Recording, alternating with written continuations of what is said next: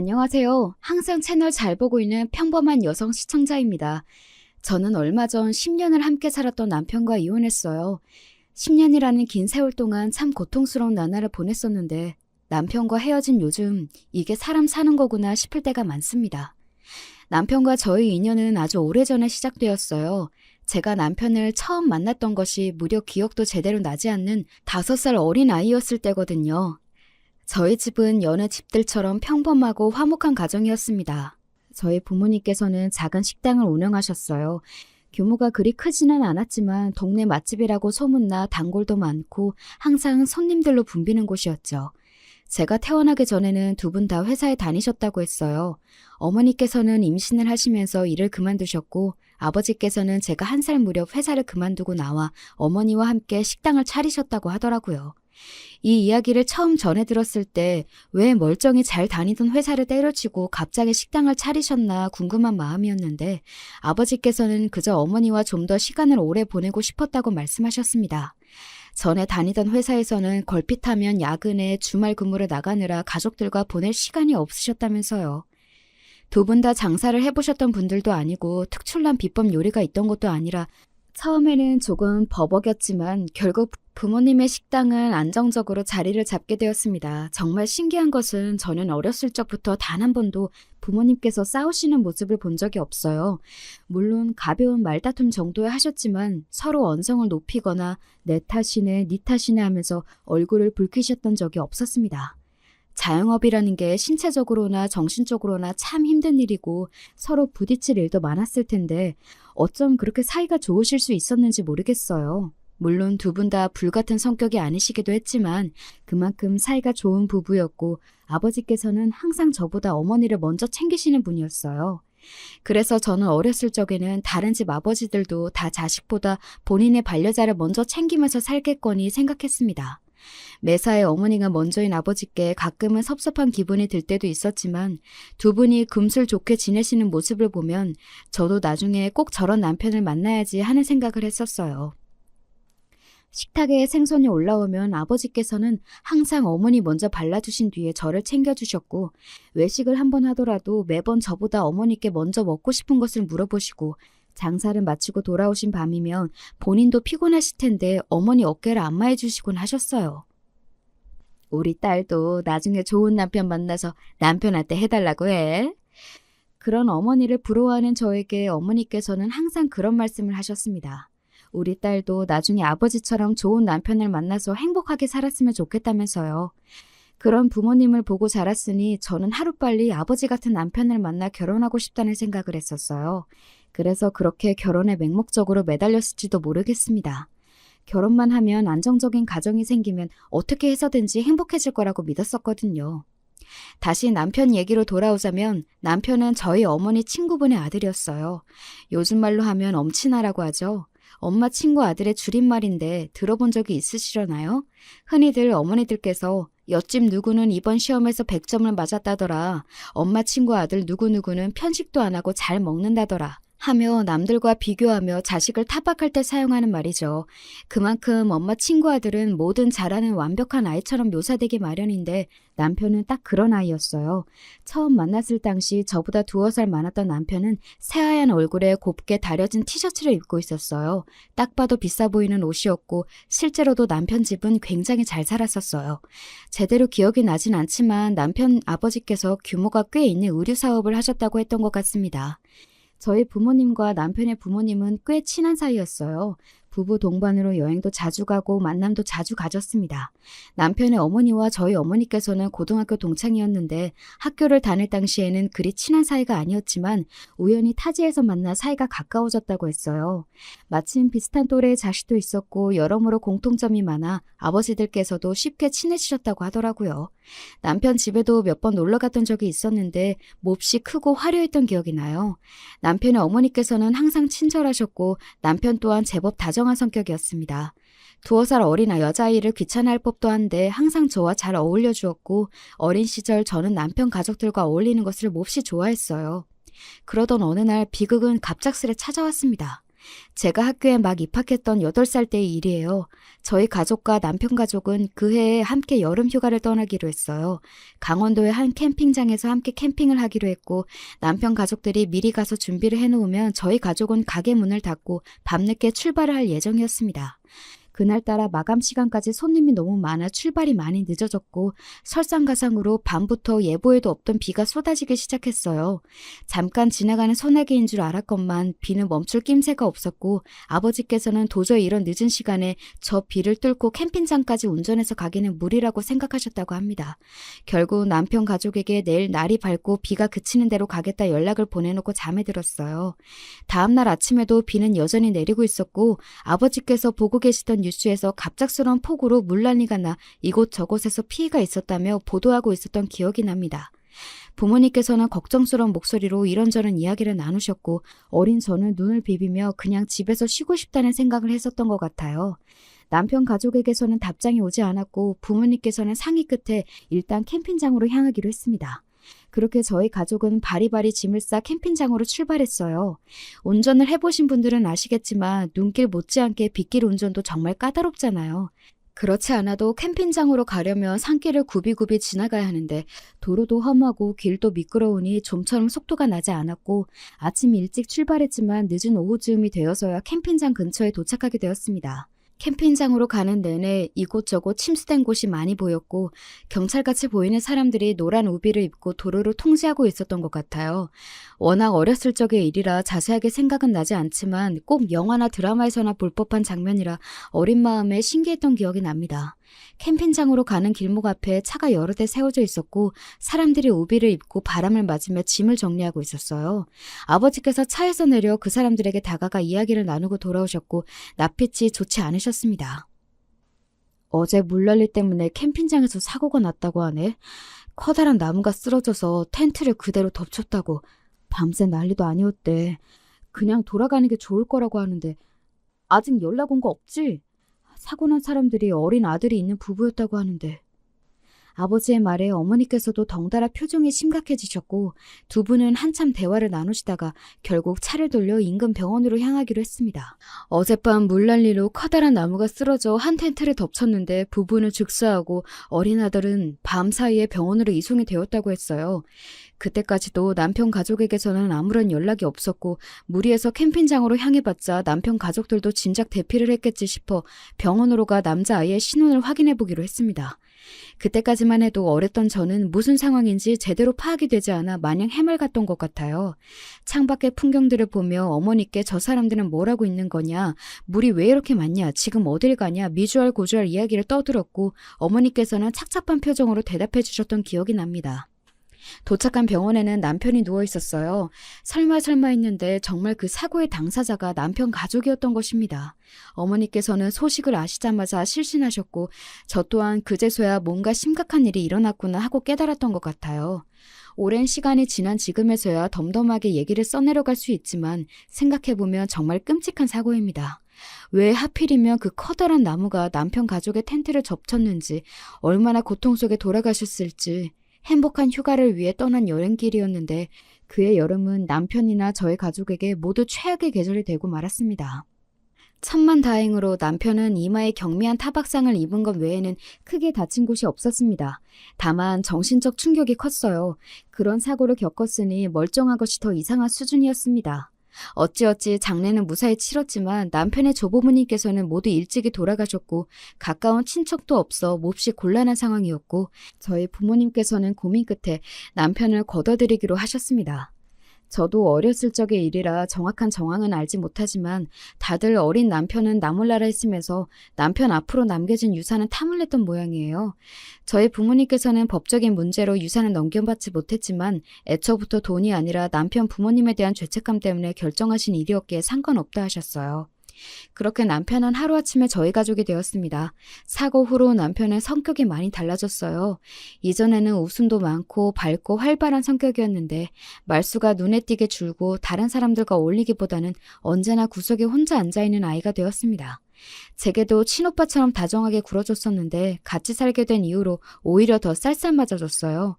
저뿐만 아니라 저희 부모님께도 마찬가지였고요. 부모님께서는 남편이 큰 사고를 겪어 마음의 문을 닫아버린 거라며 상처를 극복할 수 있게 우리가 도와줘야 한다 제게 말씀하셨습니다. 어렸던 저는 남편을 어떻게 도와줘야 할지 알 수 없었지만 그저 남편이 옛날처럼 돌아오기를 바랄 뿐이었어요. 남편을 향한 저의 오랜 짝사랑은 그때부터가 시작이었던 것 같습니다.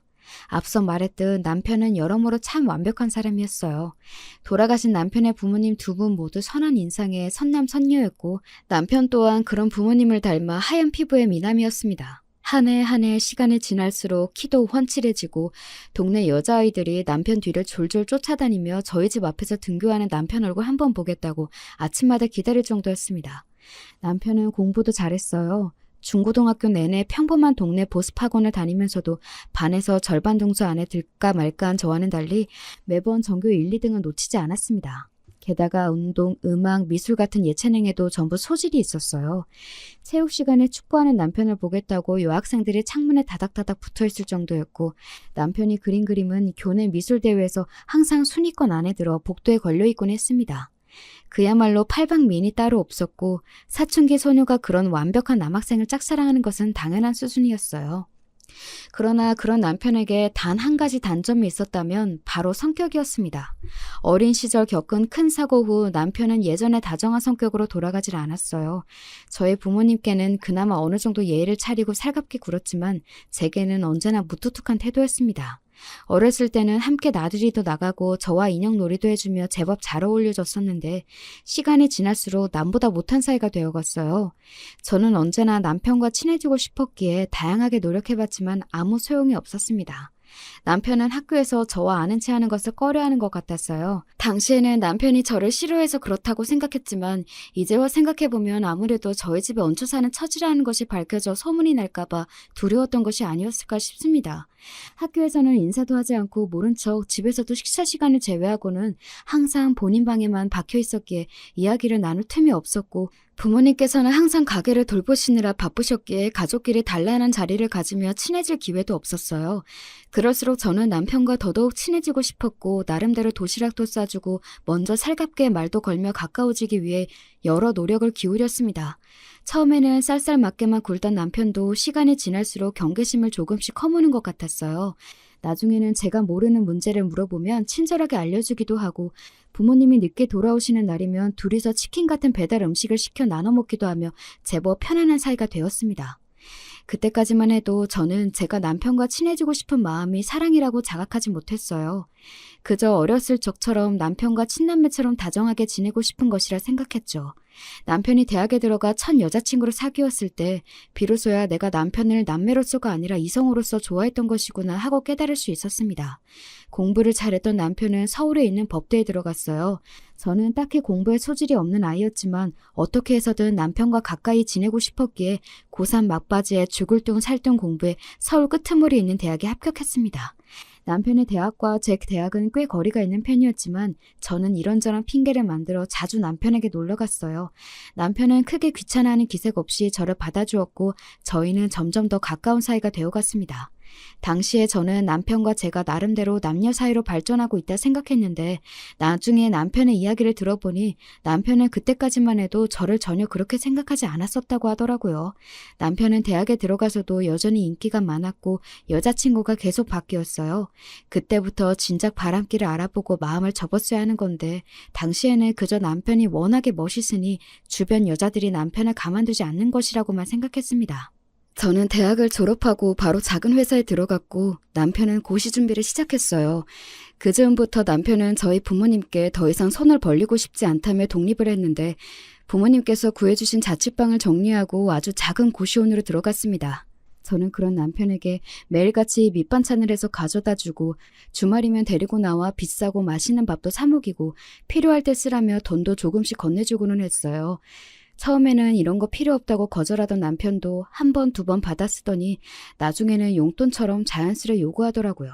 그때까지만 해도 사랑에 눈멀어 있던 저는 제가 이렇게라도 남편에게 도움이 된다며 남편도 저를 좋아해주지 않을까 생각했던 것 같아요. 나중에 알고 보니 그 당시 남편은 저뿐만 아니라 저처럼 밥 사주고 용돈 챙겨주는 여자가 여럿 있었습니다. 잘생긴 외모에 명문대 출신 사법고시 준비생이라니 여자가 꼬일 만한 조건이기는 했죠. 제가 너무 순진했던 거예요. 남편은 그 여자들 중 누구와도 진지한 관계가 아니었지만 내게는 너밖에 없다. 너 없으면 진짜 힘들었을 거다. 달콤한 말로 여자들을 살살 꼬드기며 본인 뒷바라지를 하게 만들었던 것입니다.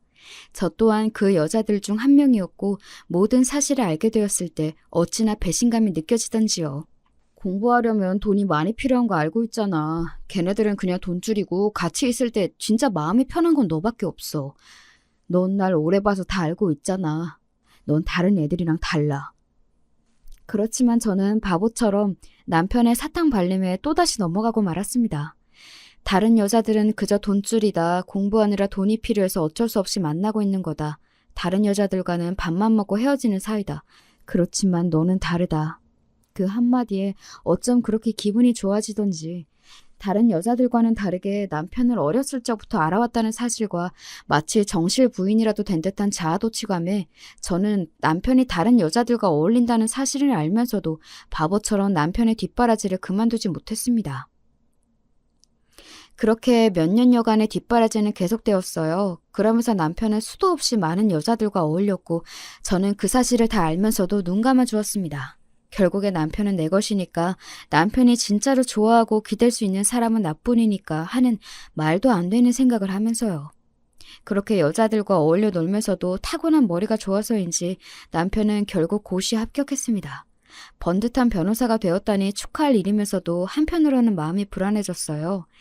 지금까지는 아무리 잘생기고 명문대 출신이라고 한들 한낱 고시생 신분이니 꼬이는 여자들이 저와 비슷한 급이거나 모자란 사람들이었는데 변호사가 되어버렸으니 나보다 더 잘나고 조건 좋은 여자들이 나타나지는 않을까 하는 생각이 들더라고요. 지금 와서 생각해보면 제가 남편에게 참 단단히 미쳐있긴 했구나 싶습니다. 그때는 온 세상이 남편을 중심으로 돌아가는 것 같았어요. 도대체 사랑이 뭐라고 그렇게까지 제 자신을 혹사시키고 몰아붙이면서까지 힘든 20대를 보냈는지. 이제와 후회해봤자 늦었지만 적어도 앞으로 다시는 같은 실수를 반복하지 않아야겠죠. 당시 저는 남편과 정식으로 사귀는 사이는 아니었지만 할 건 다 하는 사이였습니다. 통상 연인끼리 하는 것들이 있잖아요. 그런 밤을 보낼 때마다 저는 남편에게 우리가 무슨 사이냐고 묻고 싶었지만 남편에게서 기대했던 답이 나오지 않을까 두려워 입을 꾹 다물곤 했습니다. 남편은 고시에 합격한 후로 이리저리 바빠져 더 이상 예전처럼 저와 연락을 자주 하지 않았어요. 전화를 걸어도 항상 바쁘다, 나중에 연락하자며 끊어버리기 일쑤였고 저밖에 없다며 다정하게 굴어줄 땐 언제고 한순간에 변해버린 남편의 태도에 마음이 몹시 초조해졌습니다. 오빠, 나 임신했어. 그렇게 초조한 나날들을 보내던 차에 몸이 뭔가 이상했어요. 잠을 자도 피곤하고 이상하게 아랫배가 생리 때처럼 무거운데 또 막상 생리는 시작되질 않고 혹시나 하는 마음에 테스트를 해보니 정말 선명하게 두 줄이 떴습니다. 전혀 생각하지도 못했던 임신이었어요. 처음에는 당혹스러운 마음이 컸지만 솔직히 말해서 하늘이 내려주신 선물 같다는 생각도 들었습니다. 남편을 제 곁에 붙잡아둘 수 있는 유일한 방법처럼 느껴졌어요. 남편과 저는 원래부터가 부부가 될 운명이 아니었을까 하는 말도 안 되는 생각까지 들었습니다. 임신 소식을 전해들은 남편은 예상대로 그리 반가워하는 반응은 아니었어요. 고시에도 합격하고 이제 인생 필 일만 남았다 생각했는데 조건도 외모도 별 볼 일 없는 여자가 갑자기 임신을 해서 발목을 잡혔다 생각했던 것이겠죠. 진짜 임신한 건 맞아?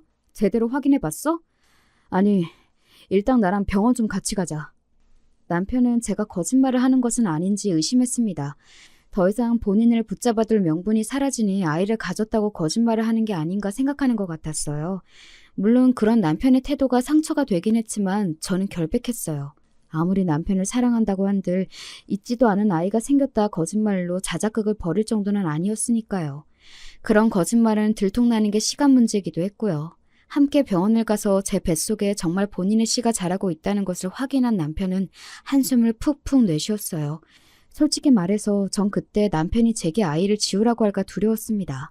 남편이 뭐라고 한들 절대 아이를 지울 생각은 없었지만 막상 남편 입에서 그런 얘기를 들으면 상처가 너무 클 것 같았어요. 아휴, 그래, 결혼하자. 그렇게 한참 동안 병원 의자에 앉아 한숨을 내쉬던 남편은 결국 마지못해 한마디를 내뱉었습니다.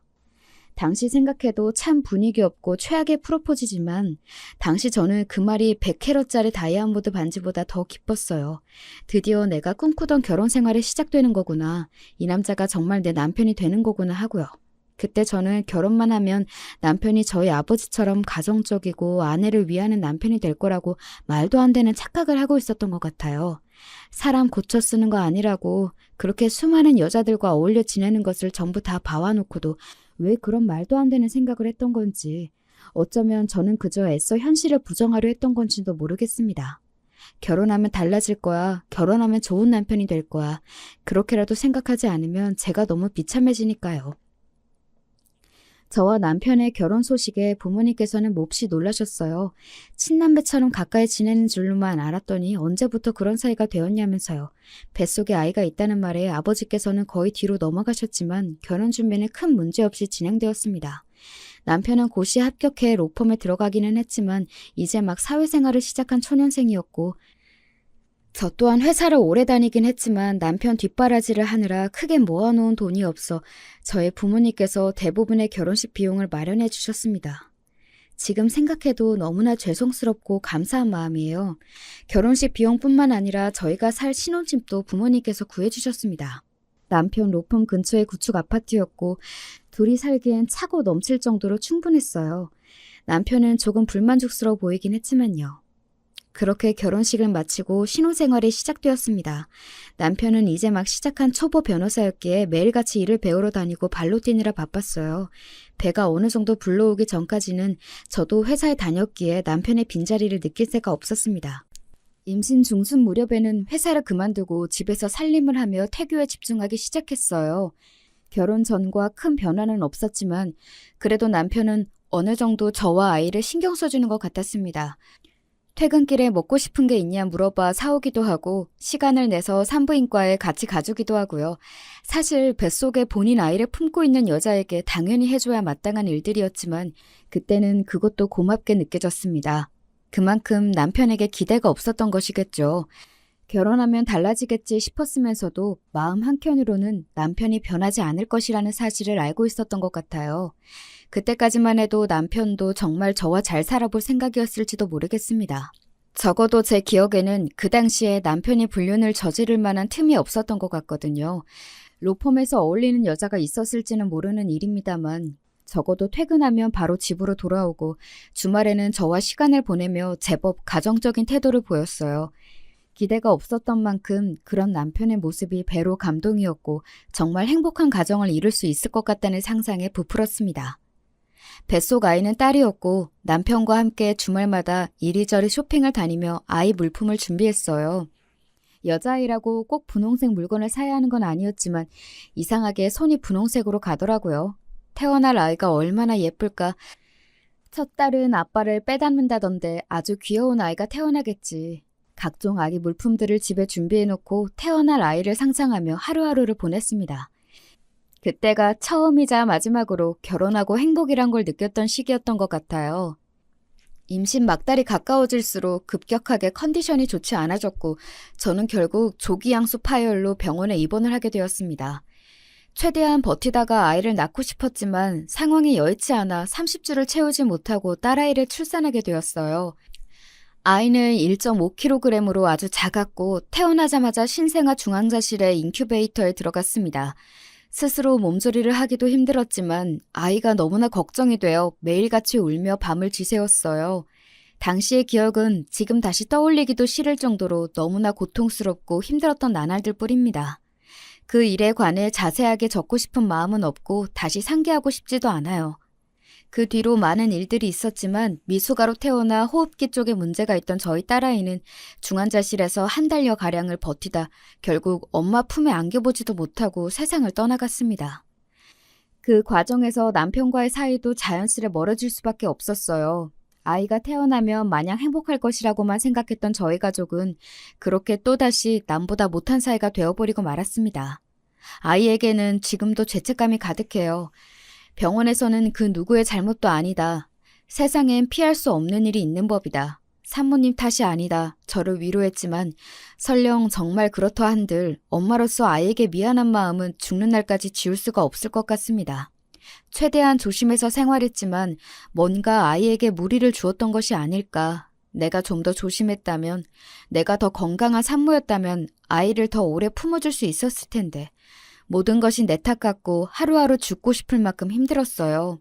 그 과정에서 남편이란 사람은 제게 힘이 되어주거나 절 위로해주기는커녕 너 때문에 아이가 죽은 거나 마찬가지라며 저를 비난했습니다. 그러게 내가 몸 관리 좀 잘하라고 했잖아. 하는 거라곤 집에서 밥하고 빨래하고 누워있는 것밖에 없으면서 애 하나를 제대로 못 낳아? 그런 남편의 비난을 듣고 있으니 정말 제가 못난 엄마가 된 것만 같았어요. 남편과 저는 매일같이 서로 네 탓이네 하며 언성을 높여 싸웠고 점점 남보다 못한 사이가 되어갔습니다. 퇴근하면 제 시간에 맞춰 꼬박꼬박 집에 들어오던 남편은 차츰 귀가 시간이 늦어졌고 외박하는 날도 잦아졌어요. 어디서 뭘 하다가 이제 집에 들어오냐 물으면 너 꼴보기가 싫어서 로펌 사람들이랑 한잔 했다느니, 좁고 낡은 아파트 집구석에 숨막혀서 친구 집에서 자고 왔다느니 매번 제 탓이었고, 그런 말다툼에 지쳐 저도 점점 남편에게 말을 걸지 않게 되었습니다. 사실 당시에 저는 정말 심한 우울증에 걸려 있었어요. 부모님도 멀리 계시고 대학생활 내내 남편 뒷공무니를 쫓아다니느라 제대로 된 친구 하나 없고, 뱃속에 품고 있던 사랑스러운 아이는 하늘로 떠나버렸고, 모든 것의 원인이 된 남편은 매일같이 저를 비난하기만 하고, 마음 기댈 곳 털어놓을 곳 하나 없이 만신창이가 된 몸으로 집에서 꾸역꾸역 남편 밥 차리고 셔츠를 다려놓는 제가 꼭 집안일 하는 로봇이라도 된 기분이었습니다. 감정을 잃어버린 것 같았어요. 뭘 먹어도 아무 맛이 나질 않고 뭘 봐도 아무런 재미가 없고 매사에 아무런 느낌이 들지를 않았습니다. 남편은 그런 저를 보며 그 텅 빈 눈빛이 소름 끼치도록 싫다며 소리를 질렀어요. 저는 남편이 매일같이 외박하고 여자 향수 냄새를 묻히고 돌아오는데 아무렇지도 않냐며, 사람이 아니라 무슨 인형하고 사는 것 같다. 진짜 진절머리 난다. 그 상황에서마저 저를 비난했습니다. 남편의 본격적인 불륜이 시작된 것도 그 즈음인 것 같아요.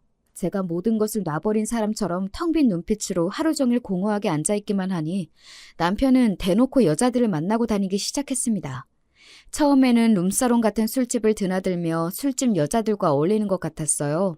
매일같이 술에 취해 집에 돌아오고 양복에서는 싸구려 향수 냄새가 났거든요. 당시 저는 이미 남편과 저희 관계는 끝이 났다고 생각했고 더 이상 남편을 붙잡아둘 명분도 의지도 없었기에 그런 남편의 행동들을 보고서도 아무런 생각이 들지 않았습니다. 그저 기계처럼 남편의 밥을 차리고 집 청소를 하고 매일 아침마다 와이셔츠를 다려내줄 뿐이었어요. 제가 아무런 반응을 보이지 않으니 남편은 조금 더 대담해졌습니다. 제가 침실에 누워있는데 거실에서 다른 여자들과 사랑을 속삭이며 통화를 한다든가 휴대폰 통화 내용, 메신지 등 저질스러운 말들을 나눈 기록들을 삭제하지 않고 오히려 저 보란 듯이 테이블 위에 올려놓고는 했어요. 남편이 여성 편력이 심하다는 사실은 결혼 전부터 너무나 잘 알고 있던 것이기에 그닥 놀랍지도 않았습니다. 오히려 이전까지 결혼하고 나면 그런 여성 편력이 사라질 것이라 굳게 믿었던 스스로가 놀라울 정도였어요. 얼마나 사랑에 눈이 멀었으면 이런 남자와 평생 행복하게 살 수 있다는 착각을 했었을까 하면서요. 그렇게 남편과 저는 같이 사는 사람 이상 이하도 아닌 관계로 지내게 되었습니다. 아이의 소식을 전해 들으신 부모님께서는 몹시 안타까워하시며 한동안 고향에 내려와 몸조리 좀 하고 편히 지내는 것이 어떻겠냐 물어보셨지만 전 거절했어요. 이런 텅 빈 인형 같은 모습을 부모님께 보여드려 걱정을 끼치고 싶지는 않았거든요. 마찬가지로 남편의 불륜 사실 또한 전혀 말씀드리지 않았습니다. 애초에 혼전 임신으로 하나부터 열까지 다 지원받아 한 결혼인데 행복하게 잘 사는 모습만 보여드리고 싶은 마음이었어요. 다행이라고 해야 할지 당연한 일이라고 해야 할지 그래도 남편은 명절이며 부모님 생신 때마다 선물을 사들고 고향에 함께 내려가기는 했습니다. 고아가 될 뻔했던 처지를 걷어주시고 길러주신 분들인데 그 정도는 당연히 해야 하는 것 아닌가 싶다가도 이 사람한테 상식적인 태도를 기대하는 것부터 말이 안 된다 싶기도 하고, 그렇게 밖으로 나돌면서 이 여자 저 여자랑 침대에서 뒹굴며 몸 함부로 굴리고 다니는 인간이 저희 부모님 앞에서는 살갑게 웃으며 좋은 사위 행세하는 것이 참 가짜게 느껴지기는 했어요. 어찌되었든 부모님께 걱정을 끼쳐드리고 싶지 않다는 점에서는 마음이 같았으니 매해 명절과 생신 때마다 사이좋은 부부 행세를 하는 것은 크게 어려운 일은 아니었습니다. 그렇게 몇 년간 아무런 애정도 신뢰도 없는 결혼 생활이 계속되었습니다. 아무리 부모님께 심려를 끼쳐드리기 싫어도 그렇지 왜 이혼도 하지 않고 그렇게 바보같이 지냈냐 물어보신다면 저도 할 말이 없어요. 저도 제가 왜 그랬는지 정확하게 설명할 수가 없거든요. 지금 와서 생각해보자면 티끌만큼 남아있던 안정적인 가정과 삶에 대한 미련 때문이었던 것 같습니다. 어찌되었든 남들이 보기에는 별 문제없는 화목한 가족처럼 보이기도 했고 남편과 이혼한다고 한들 새로운 사람을 만나 행복한 가정을 꾸릴 수 있는 것이라는 확신도 없었어요. 남편에 대한 애정은 식은 지 오래였지만 이제와 다른 사람을 사랑할 수 있을까 싶은 생각도 있었던 것 같아요.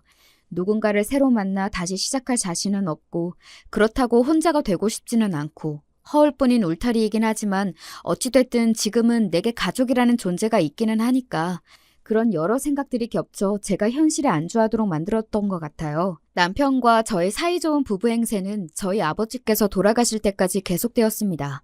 아버지께서는 오랜 지병을 앓고 계셨고 반년여간 병원에 입원해 계시다 결국 눈을 감으셨어요. 아버지께서는 눈을 감으시는 날까지 저와 어머니 걱정을 하셨습니다. 본인이 세상을 떠나시고 나면 혼자 남으실 어머니가 걱정이라며 저와 남편이 아버지를 대신해 어머니를 잘 챙겨달라 부탁하시는데 그런 아버지께 차마 사실대로 이야기를 털어놓을 수 없어 결국 돌아가시는 날까지 아무 말씀도 드리지 못했어요. 그렇게 아버지를 보내드린 후 어머니께서는 아버지와 함께 운영하시던 가게를 접고 시골로 내려가셨습니다. 아버지께서 돌아가신 뒤로 혼자 남으신 어머니가 신경 쓰여 이제라도 남편과 이혼을 하고 시골로 내려갈까 고민하기도 했었어요. 남편과 저 사이에는 아이도 없었고 사실 결혼 생활을 굳이 유지해야 할 이유랄 것도 없었으니까요. 그렇지만 그런 고민을 하던 차에 어머니께서도 갑작스레 제 곁을 떠나시게 되었습니다. 아버지께서 돌아가신 뒤로 부쩍 몸이 약해지셔서 병원을 자주 드나드신다는 건 알고 있었지만 그렇게 갑자기 눈을 감으실 줄은 정말 몰랐어요. 어머니의 장례를 치르며 참 많은 생각을 했습니다. 차라리 부모님께 모든 일들을 솔직하게 말씀드리고 돌아가시 전까지 곁에서 두 분을 모셨더라면 후회가 몰려왔지만 이제와 생각해봤자 아무 소용없는 일들이었어요. 부모님께서 돌아가신 후에도 남편과 저의 관계에는 큰 변화가 없었습니다. 더 이상 걱정을 끼쳐드릴 부모님도 없는데 왜 이혼을 안 했냐 궁금해 하시겠지만 앞서 말씀드렸듯 바람 불면 날아가 버릴 알량한 울타리라도 제게는 가족이라는 울타리가 필요했어요. 부모님께서 돌아가신 후로 그런 마음이 무의식적으로 더 커졌던 것 같아요. 남편은 제게 심적으로 그 어떤 도움도 주지 못했지만 적어도 허울뿐이나마 제 곁에 머물러주고는 있었으니까요. 그렇게 여전히 뒤틀린 결혼 생활을 이어가며 부모님께서 돌아가신 뒤로 1년여라는 시간이 지났습니다. 그 후로도 매일같이 여자를 바꿔가며 지내던 남편에게 어느 날부턴가 꽤 오래 만나는 여자가 생긴 것 같았습니다. 자세히 알 수는 없었지만 아마도 남편의 고객인 것 같았어요. 우습게도 저희 남편은 불륜, 이혼을 비롯한 남녀 간에 일어나는 일들을 전문으로 하고 있었거든요. 본인이 직접 불륜을 저지르고 있으니 당사자의 심리를 더 잘 파악하기라도 하나 속으로 코웃음 치기는 했습니다. 어찌되었든 상대 여자는 무슨 이유에서인지 남편과 이혼 소송을 하는 중이었고 돈이 몹시 많은 사람인 것 같았어요. 남편이 받아오는 선물들이 하나같이 고가의 명품들이었거든요. 물론 그 여자가 준 것인지 아닌지는 알 수 없었지만 보통 친구나 동료 사이의 관계에서는 그런 비싼 선물들을 흔하게 하지는 않으니까요. 못 보던 물건들이 하나둘 늘어갔고 남편은 그걸 제게 숨길 생각조차 하지 않았습니다. 제가 다 듣고 있는 앞에서 불륜녀와 당당하게 통화를 하는 인간인데 선물을 왜 숨기겠어요. 처음에는 저 여자도 얼마 지나지 않아서 갈아치우겠지 싶었는데 한 달, 두 달 시간이 지나도 똑같은 여자와 만나는 모습에 이상하게 불안한 마음이 들었습니다. 그동안은 아무리 남편이 여자들을 만나고 다녔어도 금세 질려하며 다른 여자로 갈아탔기에 그렇게 큰 불안감이 없었던 것 같아요. 우습게도 정실 부인이라는 생각이 당시에도 남아있었던 것입니다. 남편이 아무리 여자를 만나고 다녀도 결국 부인은 나다. 내가 먼저 이혼을 요구하지 않는 이상 지금의 가정에 깨질 일은 없을 것이다. 하는 오만하고 어리석은 착각이었죠. 남편은 그 여자에게 꽤 진심인 것처럼 보였어요. 절대 본인 귀찮은 일은 안 하는 사람이 그 여자 전화 한 통이면 자다가도 벌떡 일어나 불이 나게 뛰어나가고 향수도 매일같이 바꿔가며 아주 난리를 떨더군요. 그 모습이 어찌나 눈꼴이 시렵던지요. 괜시리 짜증이 나 와이셔츠를 집어던지니 남편은 웬일로 네가 화를 다 내냐며 이제야 조금 위기의식이 들었냐 말 같지도 않은 소리를 늘어놓았어요. 나 이번 주말에 여행 다녀올 거야. 그렇게 알아. 무슨 여행? 그 여자랑? 주말이 생일이거든. 차 하나 뽑아주고 드라이브도 할 겸 여행 다녀오려고. 차를 뽑아준다고? 그 여자 돈도 많잖아. 무슨 차? 신형 벤츠. 전부터 갖고 싶다고 하길래 그동안 받아먹은 것도 있고. 이 정도는 투자라고 생각하고 사줘야지. 앞으로 뽑아먹을 게 얼만데. 근데 너 오늘따라 이상하다? 뭘 이렇게 꼬치꼬치 캐물어? 불륜으로 고소라도 하게? 아서라 아서. 남편이 이혼 전문 변호사인데 꿈도 크다. 남편은 항상 저를 지독하게 무시했어요. 할 줄 아는 거라곤 집에서 밥하고 빨래하고 살림하는 것밖에 없으니 남편이 다른 여자랑 뒹굴고 다녀도 이혼하자는 말 한마디 못하는 거 아니냐고. 그래도 네가 요리 하나는 잘해서 그냥 데리고 사는 거다. 네가 나랑 이혼하며 내 발끝이라도 따라오는 남자 만날 수 있겠냐. 매번 사람을 무시하고 비웃고 법적으로 엄연한 부부관계인 여자에게 불륜녀 생일 선물이며 여행 얘기를 아무렇지도 않게 꺼낼 정도면 말 다 했죠. 네가 그래서 뭘 어쩔 건데 하는 그 뻔뻔한 태도며 눈빛이며 지금 다시 생각해도 치가 떨릴 정도입니다. 주말 내내 집에서 남편과 그 여자의 모습을 상상했어요. 새로 산 벤츠에 함께 올라타 행복하게 드라이브를 하고 맛있는 식사도 하고 저녁엔 술 한잔 걸치고 그리고 침대에 함께 올라가 잠들겠지. 나에게는 절대 보여주지 않는 웃는 모습이며 다정한 말투의 남편을 상상하니 저도 모르게 눈물이 쏟아져 나왔어요. 그동안 남편이 다른 여자들을 만나고 다니는 것에 무감각해졌던 것이 아니라 내가 애써 현실을 외면했던 것일 뿐이구나 하는 생각이 들었습니다. 남편은 일요일 늦은 밤이 되어서야 집에 돌아왔고 몹시 기분이 좋아 보였어요. 그런 남편의 모습을 보고 있자니 속에서 불이 나는 심정이었습니다. 가장 비참했던 것은 그 다음 주말이 바로 제 생일이라는 사실이었어요. 남편과의 사이가 엉망이 된 후로 저희는 서로 생일이나 결혼기념일 같은 날은 챙기지 않고 있었지만 그 사실이 새삼스럽게 쓰렸습니다. 여보, 이번 주말에 시간 좀 비워. 같이 나가서 저녁 먹자. 갑자기 무슨 저녁? 안 돼, 나 바빠. 약속 있어. 주말 내 생일이잖아. 생일에 밥 한 끼 먹는 것도 안 돼? 아, 주말이 생일이었나? 이제 와서 갑자기 무슨 생일이야. 돈 없어? 카드 줄 테니까 나가서 너 알아서 사 먹어. 내가 지금 돈이 없어서 그래? 그 여자 생일에는 벤츠까지 뽑아주더니 내 생일에는 밥 한 끼 같이 못 먹어? 내가 선물을 달랬어. 뭘 해달랬어? 우리가 이제 와서 생일 축하한다고 같이 밥 먹을 사이야? 요즘 따라 왜 이래?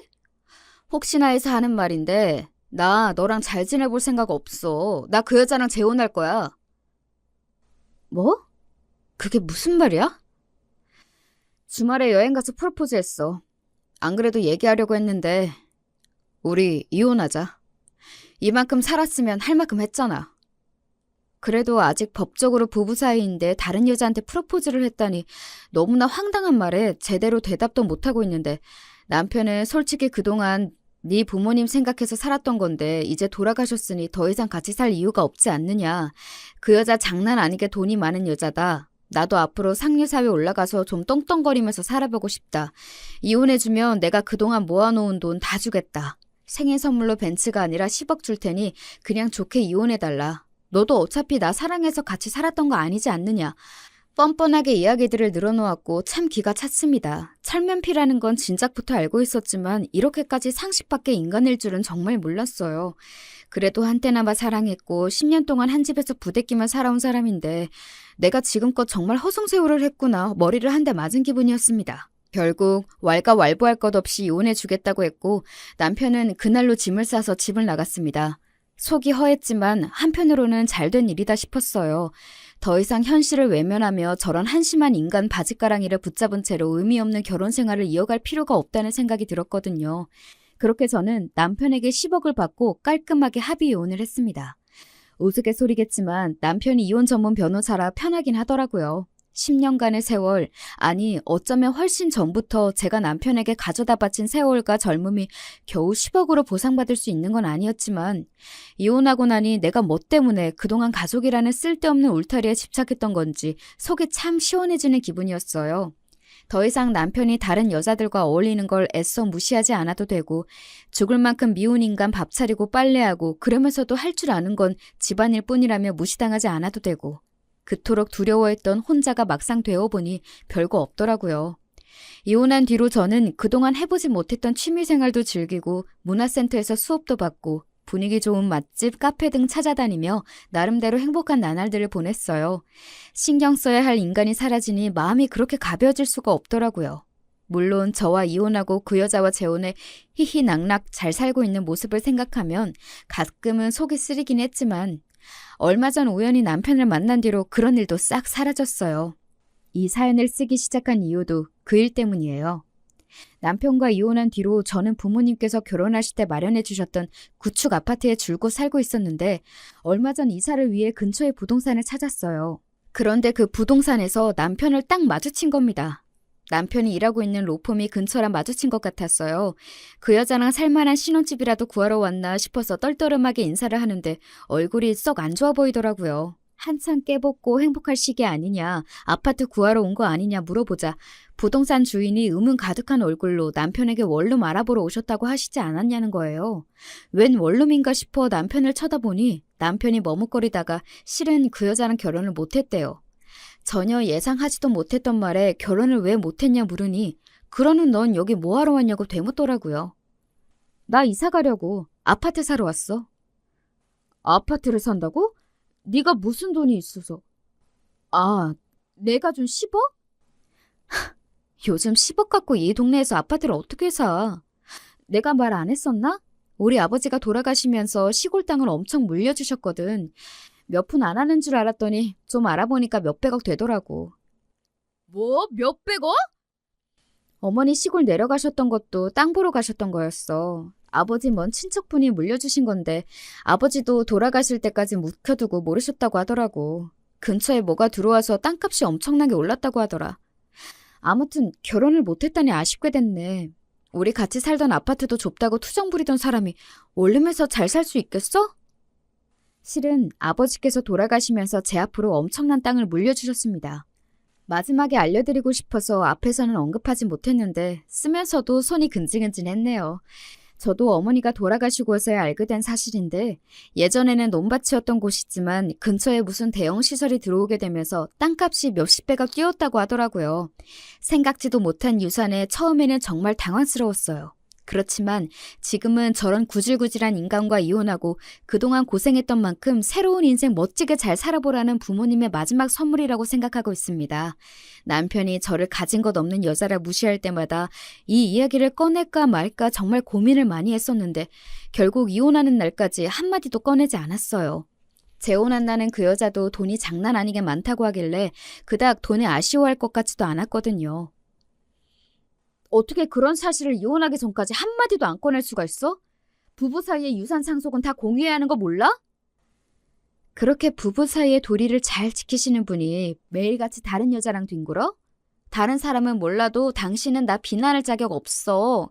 사람이 최소한의 양심이라는 게 있어야지. 혹시나 해서 하는 말인데 나 당신이랑 다시 잘해볼 생각 없어. 그러니까 구질구질하게 굴지 마. 제 말에 남편은 얼굴이 시뻘개져서 씩씩대더니 책상을 발로 차고 밖으로 나가버렸고 나중에 부동산 주인에게 전해 듣기로는 그 여자에게 사기 결혼을 당할 뻔했다고 하더라고요. 자세한 내막은 모르지만 부자라던 여자는 알고 보니 개뿔도 없는 사기꾼이었고 남편은 그런 감언이설에 홀라당 넘어가 간이고 쓸개고 투자라며 다 빼주다가 결국 버림받은 거겠죠. 본인이 젊은 시절부터 해왔던 몹쓸 짓을 그대로 당한 거나 마찬가지니 다 본인 업보라고 생각합니다. 세상에 변호사라는 인간이 꽃뱀한테 사기를 당하다니 참 우스워요. 그 뒤로도 남편에게 몇 번 연락이 왔지만 당연히 다 무시했고 지금은 잠잠해진 상태입니다. 저는 아직 부모님께서 구해주신 구축 아파트에 살고 있어요. 생각해보니 이 정도면 혼자 지내기에는 아무런 문제가 없고 부모님께서 직접 구해주신 곳이라 막상 떠나려니 아쉬움이 진하게 남더라고요. 물론 남편과 살았던 10년의 지긋지긋한 기억들도 함께 담겨있지만 이제 그 더러운 기억들 위에 저 혼자만의 새롭고 행복한 추억들을 차차 쌓아 나가보려 합니다. 이야기를 어떻게 마무리해야 할지 모르겠네요. 나름대로 속 시원한 결말이라고는 생각합니다만 지난 세월 동안 저 스스로를 너무나 돌보지 않고 살아왔던 것 같아요. 앞으로 남은 인생은 젊은 시절처럼 바보같이 스스로를 죽이지 않고 남에게 목매달지 않고 다른 누구보다도 저를 위해 그리고 제게 마지막 선물을 남겨주신 부모님을 위해서라도 부끄럽지 않게 행복하게 살아가고 싶습니다.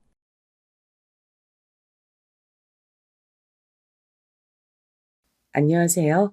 저는 서울에서 남편과 아들을 키우는 40대 여자입니다. 오늘은 우리 가족에게 얼마 전에 일어난 사연에 관해 제보하려고 해요. 개인적으로 살면서 가장 통쾌했던 사건이라 많은 사람에게 알리고 싶었습니다. 이미 주변에 얘기했더니 너무 시원하다고 하더라고요. 여러분도 제 사연을 듣고 부디 재밌는 시간 보내셨으면 좋겠습니다. 저는 충청도에 있는 한적한 시골에서 자랐어요. 원래 제가 태어난 지역은 충청도가 아니라고 하더라고요. 고아였던 엄만 보육원에서 자랐는데 그러다 성인이 되고 소개로 결혼해서 저를 낳고 키웠대요. 아무것도 없이 결혼한 엄만 제 할머니에게 심한 시집살이를 당했다고 합니다. 너무 할머니가 우리 엄마를 미워해서 엄마는 혼자 어린 저를 등에 업고 집안일도 하고 밖에서 소일거리도 받아서 일했다고 해요. 시어머니는 그런 엄마를 볼 때마다 구박하셨다고 합니다. 그래서 우리 엄마의 소원은 제가 나중에 결혼했을 때 당신처럼 시집살이를 당하지 않는 거였어요. 어찌나 할머니가 엄마를 괴롭혔던지 말만 들어도 기가 차더라고요. 그렇다고 제 아버지가 그렇게 잘난 사람도 아니었다고 합니다. 엄마는 당시에 그냥 사진만 보고 결혼한 거라 누군지도 모르고 결혼했는데 아버지는 남편으로서도 아빠로서도 엉망이었죠. 사실 기억도 잘 나지 않는 아빠는 제가 7살 때 이후로 본 적이 없습니다. 왜냐하면 아버지는 사고를 그렇게 쳐서 엄마가 저를 데리고 도망갔거든요. 희미하게 기억나는 게 하나 있는데 아버지가 집안 살림을 다 때려 부수는 거였습니다. 안 그래도 가난해서 집에 살림이 몇 개 있지도 않았는데 아버지가 그걸 다 부쉈던 기억이 나요. 직업도 없이 집에서 엄마가 밖에서 벌어온 돈으로 술을 마시곤 하셨죠. 할머니는 그 모습을 보고 우리 엄마가 내조를 못해서 그런 거라고 오히려 엄마를 구박했다고 합니다. 또 제가 성별이 딸이라 아들이 없어서 저러는 거라고 말하면서 아들을 낳으라고 강요했대요. 할머니는 제가 아들이 아니라고 저도 미워하셨어요. 아빠는 날이 갈수록 정신을 차리는 것이 아니고 오히려 더 사고를 쳤다고 합니다. 그러다 노름에 빠져서 집에 사채업자까지 찾아오자 엄만 한밤중에 예고도 없이 절 데리고 도망쳤다고 해요. 뒤도 돌아보지 않고 몰래 모은 돈을 들고 집을 나오는데 그렇게 해방감이 들었다고 합니다. 무작정 버스터미널로 가서 제일 첫 차를 탔는데 그게 바로 엄마랑 제가 살던 시골이랍니다. 어딘지도 모르고 일단 멀리 가는 곳이라고 해서 덜덜 떨며 버스에 올랐다고 엄마가 말씀해 주셨죠. 고아라서 부모님도 친척도 없던 엄만 그때부터 절 혼자 키우기 시작했습니다. 지금은 어떨지 모르겠지만 엄마가 절 혼자 키울 땐 시선이 곱지 않아 힘들었다고 해요. 많은 사람이 있는 곳이 아니라 7살 어린 딸을 데리고 혼자 사는 여자를 신기하게 여겼다고 하더라고요. 일단 돈을 벌어야 해서 엄마는 시장에 있는 국밥집에서 일하면서 저를 키웠습니다. 그 밖에도 엄만 저를 혼자 키운다고 안 해본 일이 없을 정도로 열심히 살았어요. 저도 자라면서 그런 엄마를 보고 꼭 나중에 엄마에게 효도해야겠다고 생각했습니다. 물론 혼자 아이를 키우는 우리 엄마를 도와준 마음씨 좋은 분들도 계셨어요. 엄마는 저를 단칸방에서 키우셨는데 바로 옆에 집이 하나 있었거든요. 그 집에 사는 아줌마와 아저씨가 그렇게 좋은 분들이었습니다. 형편이 어려운 건 마찬가지인데 우리 엄마가 안쓰럽다고 귤이나 고구마 같은 것도 가져다 주셨죠. 엄마가 일하느라 늦으면 아주머니가 제게 저녁을 먹이기도 하셨어요. 마침 그 집의 아들이 저랑 동갑이라 친하게 지내기도 했습니다. 소꿉친구로 자라면서 서로가 가장 친한 친구였어요. 이 소꿉친구는 성인이 되어 제 남편이 됐습니다. 워낙 어릴 때부터 붙어 다녔던 우린 시간이 흐르면서 더욱 가까워졌어요. 마음씨 좋기로 동네에서 유명했던 아줌마와 아저씨는 제 시부모님이 되었습니다. 제가 남편과 결혼한다고 하자 엄만 그렇게 안심됐다고 제게 말했어요. 내가 워낙 심한 시집살이를 당해서 지선이 너는 제발 제대로 된 시댁을 만나길 바랬거든. 근데 시부모님이 저분들이라 난 얼마나 다행인지 몰라. 엄마가 만약 죽어도 마음 편하게 죽을 수가 있겠어. 물론 우리 시댁이 여유롭게 잘 사는 형편은 전혀 아니었습니다. 엄마랑 제가 찢어지게 가난해서 상대적으로 평범하게 보였어도 시댁은 가난한 집이었어요. 당연히 결혼했다고 집이나 혼수를 할 형편은 둘 다 아니라 시댁에 들어가서 결혼 생활을 시작했습니다. 어차피 전 시댁에서 사는 것이 엄마가 사는 단칸방과 바로 옆이라 좋았죠. 우리가 결혼하자 엄마와 시어머니는 두 분이 더욱 가까운 사이가 되었습니다. 원래도 사이가 좋았는데 자매처럼 가까워지셨죠. 그리고 시댁에는 늦둥이 아가씨가 있었습니다.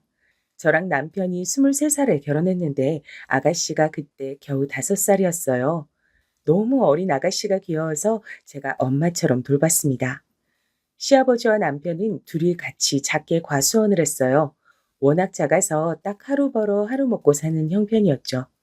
만약 재배가 제대로 되지 않으면 꼼짝없이 굶어야 했습니다. 그래도 우리끼리 서로 의지하고 행복하게 살았습니다. 그러다 결혼하고 약 3달 정도 흘렀을 때 제 인생에서 가장 큰 불행이 오게 됐어요. 바로 친정엄마가 교통사고를 당하셨습니다. 엄마는 어린 저를 데리고 이 지역으로 와서 안 해본 일이 없을 정도로 일하셨습니다. 어린 제가 봐도 엄마는 늘 힘들어했던 것이 기억 속에 생생할 정도예요. 주로 청소와 식당에서 일했는데 그게 얼마나 몸에 힘든지 해본 분들은 아실 거예요. 엄만 그래서 안 아픈 곳이 없을 지경이었습니다. 어깨, 허리, 무릎, 손목 등 온몸이 아프셨죠. 그런데 그런 상태에서 교통사고를 당하니 너무 큰 파장이 오더라고요. 다행히 목숨은 건졌지만 수술 후에 재활하는 것이 너무 힘들었습니다. 원래 멀쩡하던 몸도 아니었고 사고가 꽤 커서 엄만 병원에 몇 달 입원하셨어요. 가난한 형편에 보험은 당연히 없었고 병원비가 너무 많아 막막했습니다. 엄마가 그동안 모은 돈으로 급하게 수술했지만 입원하는 동안 비용이 너무 많더라고요. 그때 시댁에서 막막한 저를 많이 도와주셨습니다. 아가, 이렇게 어려울 때 서로 돕고 사는 것이 가족이야. 이거 우리가 이번에 돈 받은 건데 병원비 보태라. 더 많은 돈을 주지 못해 미안하다. 곧 그래도 또 과일 팔면 돈 생기니까 그때까지 좀만 버티자. 응? 어머니, 이거 제가 받아도 되는 거예요? 안 그래도 우리 지금 돈 없어서 밥도 제대로 못 먹잖아요. 이 은혜는 제가 절대 잊지 않을게요. 우리 엄마 도와주셔서 정말 감사해요. 아가, 울지 말고 정신 똑바로 차려야 사돈도 금방 회복하지. 그리고 우린 가족이잖아.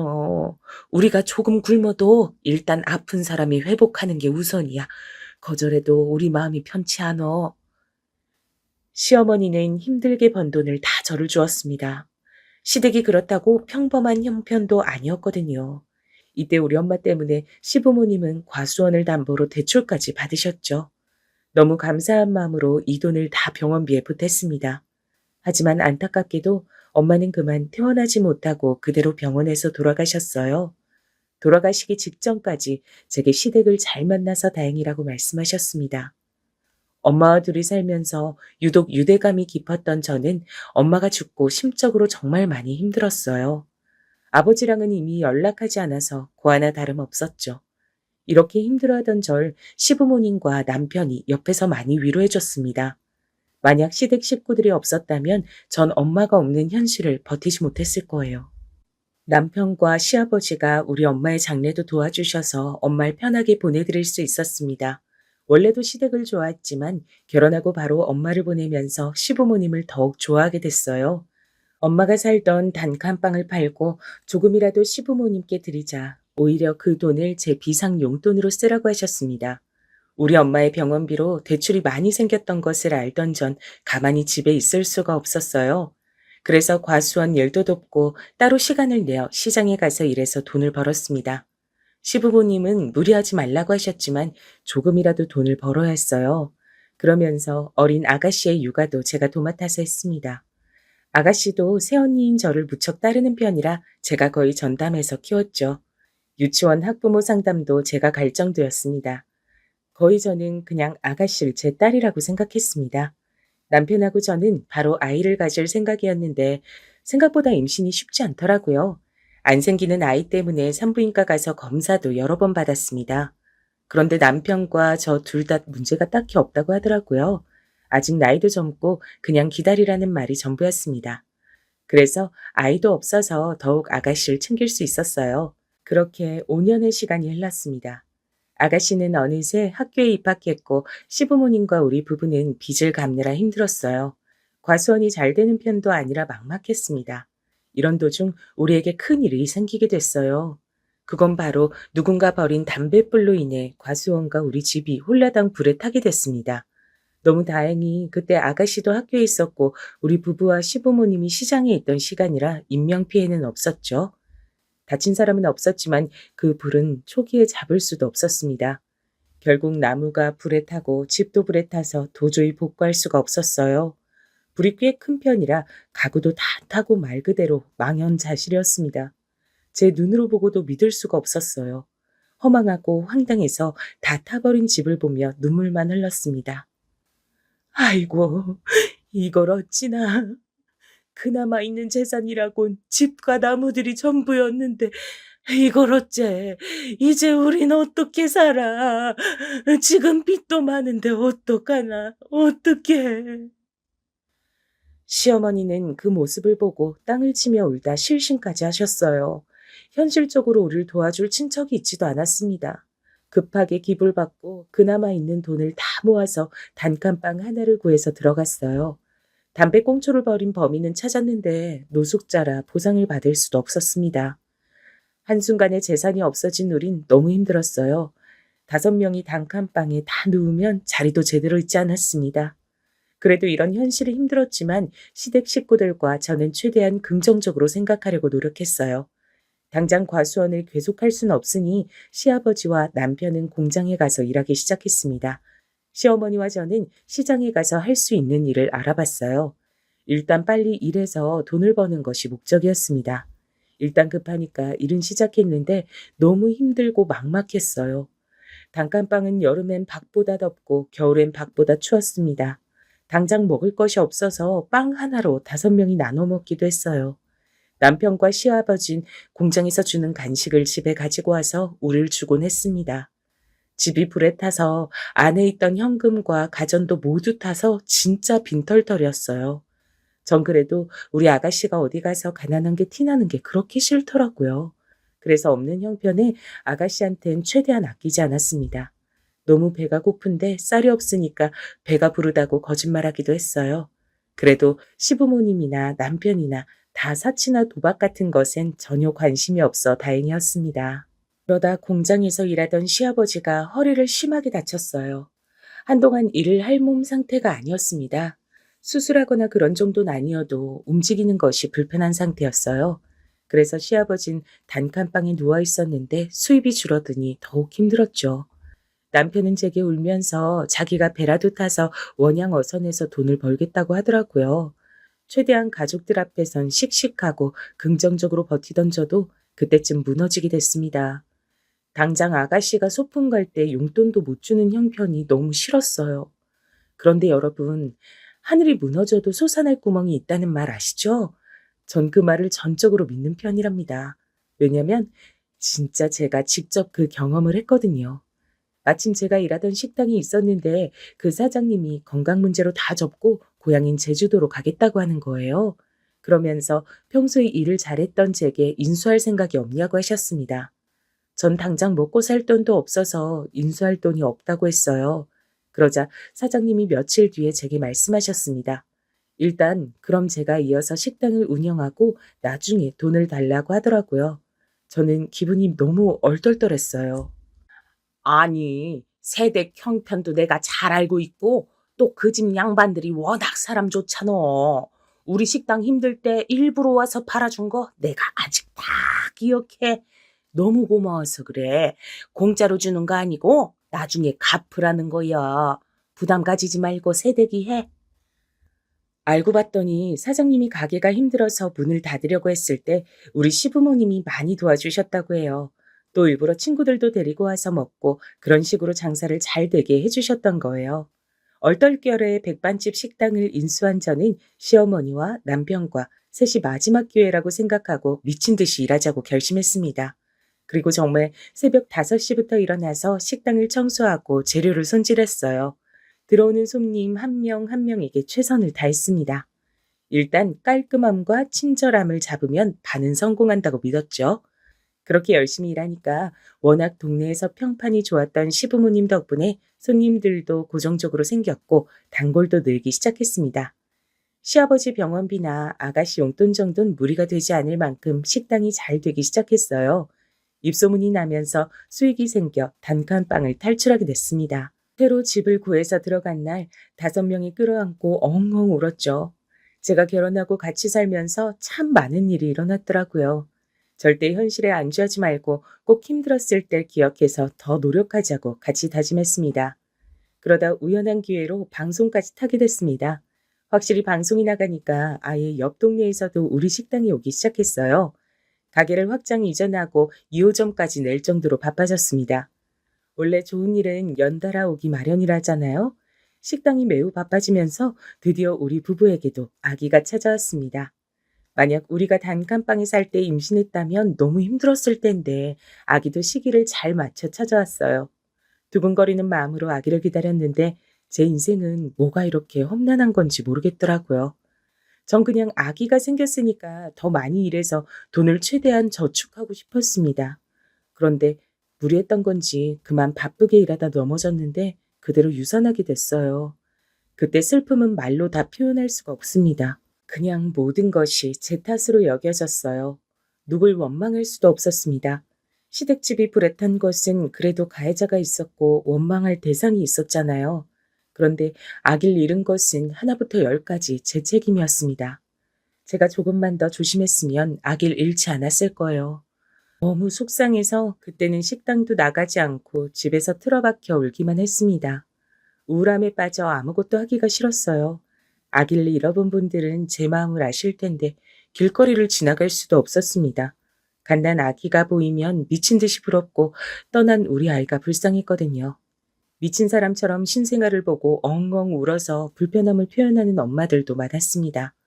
그래서 일부러 사람이 지나는 거리에 나가지도 않고 혼자 침대에서 울기만 했어요. 이런 저를 침대에서 꺼내준 사람은 바로 우리 이쁜 아가씨였습니다. 언니, 언니, 제가 우리 학교 앞에 진짜 맛있는 떡볶이 집 있다고 했잖아요. 이 떡볶이가 그 떡볶이예요. 언니랑 먹으려고 3인분 포장했어요. 튀김하고 같이 먹어요. 이거 먹고 싶어서 학교 끝나자마자 달려왔어요. 아가씨는 우울해하는 저를 위해 간식도 사오고 일부러 옆에서 자기한테 있었던 일을 말해줬어요. 친구랑 싸운 얘기, 시험이 어렵단 얘기, 학교 선생님 얘기 등 미주알 고주알 떠드는 것들을 보니 참 복잡한 마음이 들었습니다. 제가 처음 시집 왔을 때 우리 아가씨가 겨우 5살이었거든요. 그 아기가 어느새 커서 이렇게 학교에 다니나 싶었습니다. 제가 거의 키우다시피 한 우리 아가씨는 진짜 선하고 착했어요. 갑자기 집에 불이 타서 어른들이 힘들어해도 본인은 티를 내지 않았습니다. 아직 어리니까 충분히 아가씨가 느끼는 불편함을 표현할 수 있는데 아가씨는 그러지 않았죠.